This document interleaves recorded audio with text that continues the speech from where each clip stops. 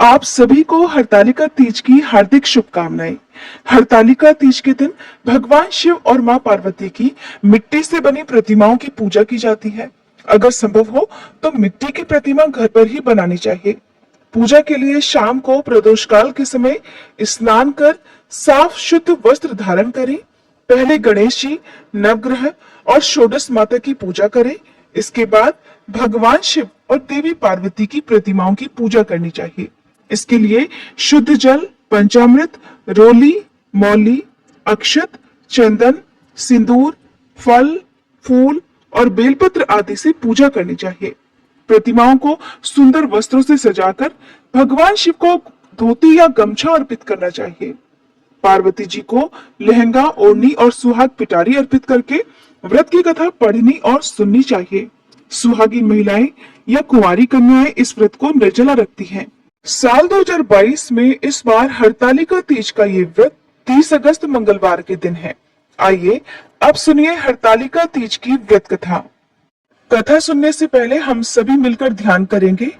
जिनके दिव्य केशों पर मंदार अर्थात आक के पुष्पों की माला शोभा देती है और जिन भगवान शंकर के मस्तक पर चंद्र और कंठ में मुंडों की माला पड़ी हुई है, जो माता पार्वती दिव्य वस्त्रों से और भगवान शंकर दिगंबर वेश धारण किए हुए हैं, उन दोनों भवानी शंकर को मैं नमस्कार करती हूँ।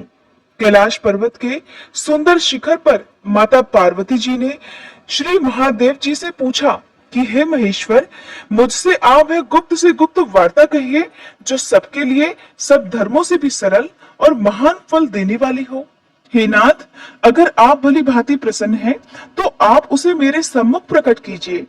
हे जगन्नाथ, आप आदि, मध्य और अंत रहित हैं। आपकी माया का कोई पार भी नहीं है। आपको मैंने किस प्रकार प्राप्त किया है?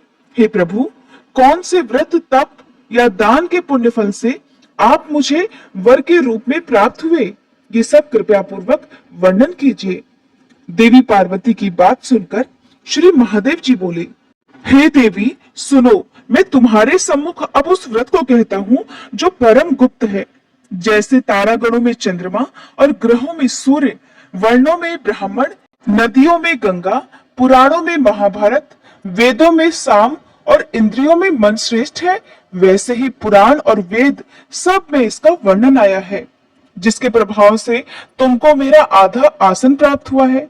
हे प्रिय, उसी का मैं तुमसे वर्णन करता हूँ। सुनो, भाद्रपद मास के शुक्ल पक्ष की हस्त नक्षत्र संयुक्त तृतीया तिथि के दिन इस व्रत का अनुष्ठान मात्र करने से सभी पापों का नाश हो जाता है। देवी, तुमने पहले हिमालय पर्वत पर इसी महान व्रत को किया था, जो मैं तुम्हें सुनाता हूँ। तब देवी पार्वती जी कहने लगी, हे प्रभु, इस व्रत को मैंने किस लिए किया था, वह सुनने की मेरी इच्छा है, सो कृपा करके कहिए।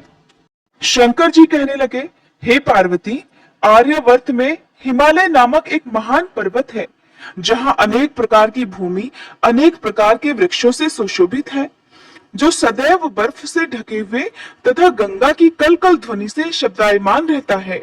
तुमने बचपन में उसी स्थान पर परम तप किया था और 12 वर्षों तक लगातार जल में रहकर और वैशाख मास में अग्नि में प्रवेश करके कठिन तप किया। श्रावण के महीने में बाहर खुले में निवास कर अन्न त्याग कर तपस्या करती रही। तुम्हारे उस कष्ट को देखकर तुम्हारे पिता को बड़ी चिंता हुई। वे दुखी होकर सोचने लगे कि मैं इस कन्या का विवाह किससे करूं।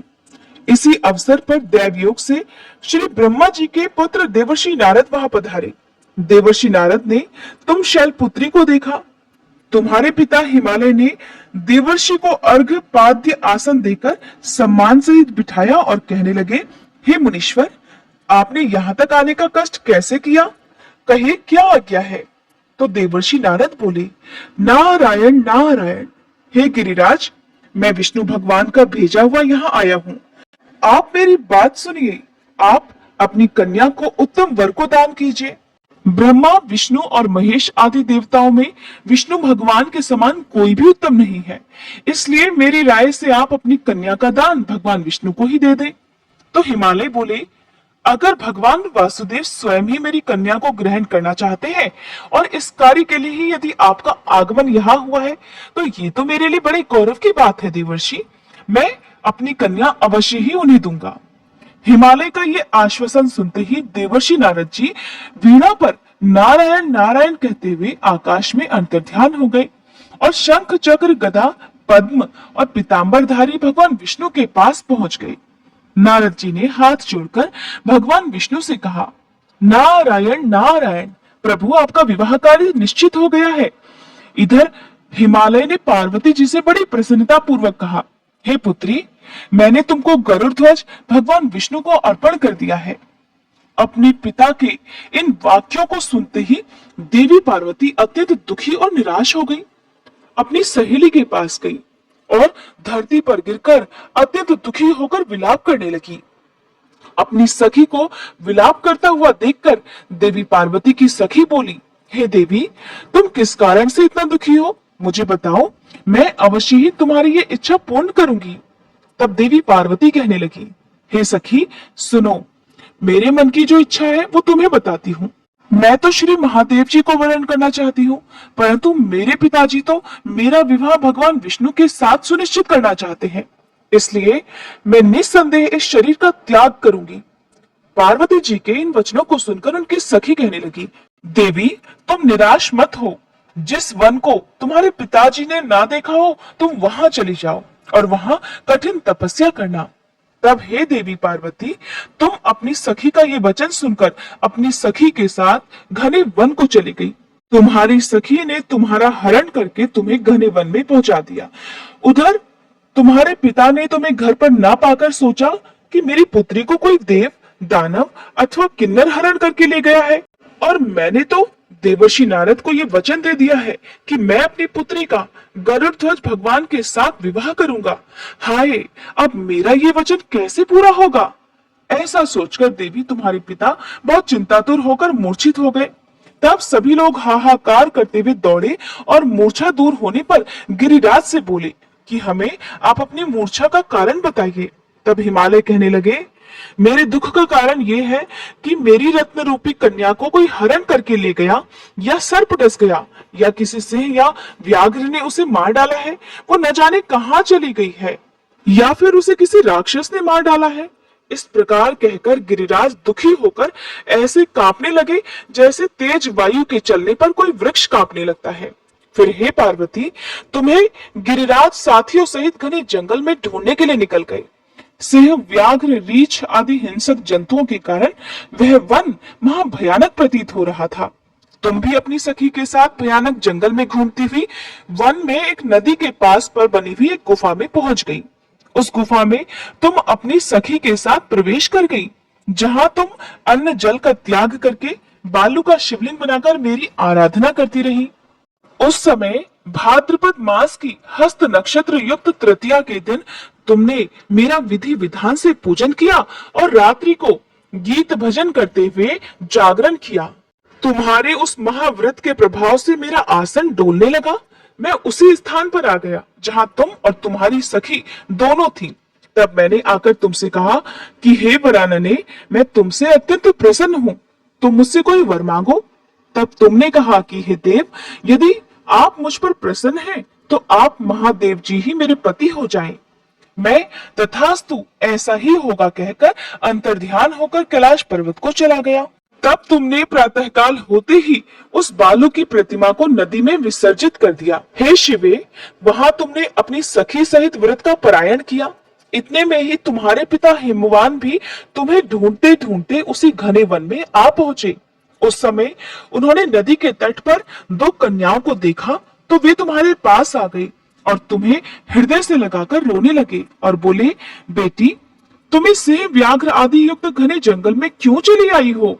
तब तुमने कहा, पिताजी, मैंने तो पहले ही अपना शरीर शंकर जी को समर्पित कर दिया था, किंतु आपने इसके विपरीत कार्य किया, इसलिए मैं यहाँ घने वन में चली आई और तपस्या करने लगी। तुम्हारे दृढ़ निश्चय और कठिन तपस्या को देखकर हिमवान ने तुमसे कहा कि पुत्री, अब मैं तुम्हारी इच्छा के विरुद्ध ये कार्य नहीं करूंगा, और तुम जिनके साथ भी विवाह करना चाहती हो, मैं उन्हीं के साथ तुम्हारा विवाह अवश्य कराऊंगा। हे प्रिय, उसी व्रत के प्रभाव से तुम्हें मेरा अर्धासन प्राप्त हुआ है। इस व्रतराज को मैंने अभी तक किसी के सम्मुख वर्णन नहीं किया है। देवी, अब मैं तुम्हें ये बताता हूँ कि इस व्रत का ये नाम क्यों पड़ा। तुमको सखी तुम्हारी हरण करके ले गई थी, इसलिए इसका नाम हरतालिका पड़ गया। तब देवी पार्वती जी बोली, हे स्वामी, आपने इस व्रतराज का नाम तो मुझे बता दिया, किंतु मुझे इसकी विधि और फल भी बताइए कि इसे करने से किस फल की प्राप्ति होती है। तब शंकर जी इस प्रकार बोले, इस स्त्री जाति के अच्युतम व्रत की विधि भी देवी सुनो। सौभाग्य की इच्छा रखने वाली स्त्रियां और कुंवारी कन्याएं इस व्रत को विधि पूर्वक करें। केले के खंभों से और पत्तों से मंडप बनाकर उसे वंदन बारों से सजाएं। उसमें विविध रंग के उत्तम रेशमी वस्त्र की चांदनी ऊपर तान दें। चंदन आदि सुगंधित द्रव्यों का लेपन करने के बाद स्त्रियां एकत्रित हों, शंख, भेरी, मृदंग आदि बजाएं, विधि पूर्वक मंगलाचार करके श्री गौरी शंकर की बालो निर्मित प्रतिमा स्थापित करें। फिर भगवान शिव और पार्वती जी का गंध, धूप, पुष्प, दीपक आदि से विधि पूर्वक पूजन करें। अनेक नैवेद्यों का भोग लगाएं और रात्रि को जागरण करें। नारियल, सुपारी, जवारी, नींबू, लौंग, अनार, नारंगी आदि ऋतु फलों और फूलों को एकत्रित करके धूप, दीप आदि से पूजन करके कहे कि हे कल्याण रूप शिव, हे मंगल रूप शिव, हे मंगल रूप महेश्वरी, हे शिवे, सभी कामनाओं को देने वाली देवी, कल्याण रूप तुम्हें नमस्कार है। हे कल्याण स्वरूप माता पार्वती, हम तुम्हें नमस्कार करते हैं। भगवान शंकर जी को सदैव नमस्कार करते हैं। हे ब्रह्म रूपिणी, जगत का पालन करने वाली हे माँ, आपको बारंबार नमस्कार है। हे सिंहवाहिनी, मैं सांसारिक भय से व्याकुल हूँ, तुम मेरी रक्षा करो। हे महेश्वरी, मैंने इसी इच्छा से आपका आज पूजन किया है और उपवास रखा है। हे माता पार्वती, आप अब मेरे ऊपर प्रसन्न होकर मुझे सुख प्रदान करो, मुझे सौभाग्य प्रदान करो और मेरे सुहाग की रक्षा करो। कुंवारी कन्याओं को इस प्रकार कहना चाहिए कि हे देवी पार्वती, आप मेरे इस व्रत को पूजन को स्वीकार करके मुझे मनोवांछित जीवन साथी प्रदान करो और मेरा दाम्पत्य जीवन सुखी करो। इस प्रकार के शब्दों द्वारा उमा सहित शंकर जी का पूजन करना चाहिए। विधि पूर्वक कथा को सुनकर गौ, वस्त्र, आभूषण आदि ब्राह्मणों को दान करें। इस प्रकार से व्रत करने वाले के सभी पाप नष्ट हो जाते हैं। सुहागिन महिलाओं के सुहाग की रक्षा होती है और कुंवारी कन्याओं का विवाह जल्दी ही उनके मनपसंद जीवन साथी से हो जाता है। प्रेम से बोलिए उमा महेश्वर भगवान की जय।